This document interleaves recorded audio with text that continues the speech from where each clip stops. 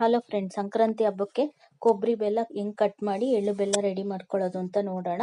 ಒಂದು ಅಚ್ಚಷ್ಟು ಬೆಲ್ಲ ತಗೊಂಡು ಅದನ್ನು 4 ಪೀಸ್ ಮಾಡಿಕೊಂಡು ಮತ್ತು ಅದನ್ನು ಕ್ಯೂಬ್ಸ್ ಥರ ಕಟ್ ಮಾಡ್ಕೋಬೇಕು. ನಾನು ಒಂದು ಅರ್ಧ kg ಅಷ್ಟು ಬೆಲ್ಲ ತಗೊಂಡು ಈ ಥರ ಎಲ್ಲನೂ ಕ್ಯೂಬ್ಸ್ ಥರ ಕಟ್ ಮಾಡಿ ರೆಡಿ ಮಾಡಿ ಇಟ್ಕೊಂಡಿದ್ದೀನಿ.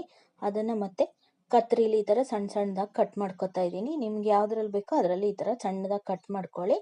ಮಾಡಿಕೊಂಡು ಒಂದು 3 ಇಲ್ಲ ಒಂದು 4 ದಿವಸ ಚೆನ್ನಾಗಿ ಒಣಗಿಸ್ಕೋಬೇಕು.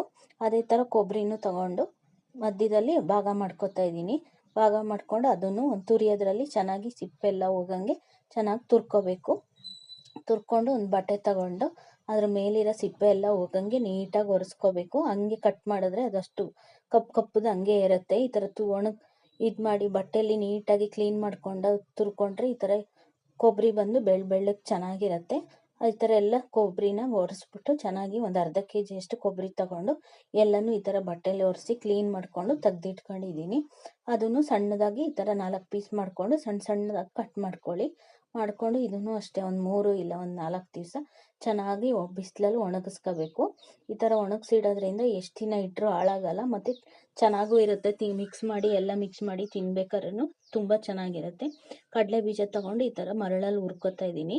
ಹಂಗೆ ಹುರ್ಕೊಂಡ್ರೂ ಚೆನ್ನಾಗಿರುತ್ತೆ. ನಾನು ಬಂದು ಮರಳಲ್ಲಿ ಹುರಿತೀನಿ, ತಿನ್ನೋಕ್ಕೂ ಚೆನ್ನಾಗಿರುತ್ತೆ, ಒಳ್ಳೆ ಟೇಸ್ಟ್ ಆಗಿರುತ್ತೆ ಅಂತ ಈ ಥರ ಮರಳಲ್ಲಿ ಹಾಕಿ ಹುರ್ಕೋತಿದ್ದೀನಿ. ಹುರ್ಕೊಬಿಟ್ಟು ಅದನ್ನು ಜಲ್ಡಿ ಮಾಡ್ಕೊಂಡು ಮರಳಲ್ಲಿ ಹುರಿದಿದ್ದಲ್ವ ಜಲ್ಡಿ ಮಾಡ್ಕೊಂಡು ಸಿಪ್ಪೆ ಎಲ್ಲ ತೆಗೆದಿಟ್ಕೊಂಡು ಈ ಕಡೆ ಒಂದು 2 ಗ್ಲಾಸ್ ಅಷ್ಟು ಹುರಿದಿರೋ ಕಡಲೆ ಬೀಜ, 2 ಗ್ಲಾಸ್ ಅಷ್ಟು ಒಣಗಿಸಿರೋ ಕೊಬ್ಬರಿ, 2 ಗ್ಲಾಸ್ ಅಷ್ಟು ಕಟ್ ಮಾಡಿ ಒಣಗಿಸಿಟ್ಟಿರೋ ಬೆಲ್ಲನೂ ಹಾಕ್ಕೊಳ್ಳಿ.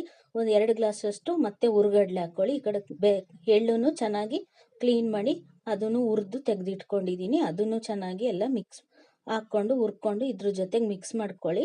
ಎಲ್ಲ ಮಿಕ್ಸ್ ಮಾಡ್ಕೊಳ್ಳಿ. ಮತ್ತು ಇಷ್ಟೇ ಹಾಕೋದು, ಇನ್ನು ಇದಕ್ಕೆ ಮೇಲೆ ಏನೂ ಹಾಕಲ್ಲ ನಾನು. ರೆಡಿನೂ ಸಿಗುತ್ತೆ, ಅಂದರೂ ಮನೇಲಿ ಮಾಡಿರೋಷ್ಟು ಟೇಸ್ಟ್ ಸಿಗಲ್ಲ. ಟ್ರೈ ಮಾಡಿ ನೋಡಿ. ಈ ವಿಡಿಯೋ ಇಷ್ಟ ಆಗಿದ್ರೆ ನೀವು ಲೈಕ್ ಮಾಡಿ, ಶೇರ್ ಮಾಡಿ, ಸಬ್ಸ್ಕ್ರೈಬ್ ಮಾಡಿ ಮತ್ತು ಪಕ್ಕದಲ್ಲಿರೋ ಬೆಲ್ ಬಟನ್ನ ಪ್ರೆಸ್ ಮಾಡಿ ಮತ್ತು ಟ್ರೈ ಮಾಡಿ ನೋಡಿ. Thank you.